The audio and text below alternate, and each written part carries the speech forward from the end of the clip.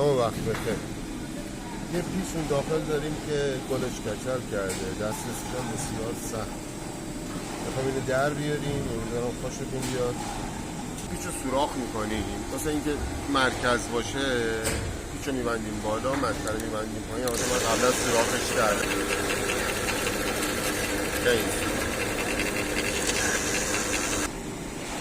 این پیچی که سوراخ کردیم رو میذاریم روی همون پیچی که قراره خارجش کنیم.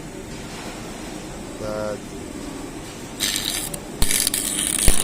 کیجوشو کوچیک میدیم، میذاریم سرد شه. سرد که شد یه بار دیگه جوش میدیم. خب اینو ما دوبار جوشش دادیم. حالا موقعی باز کردنش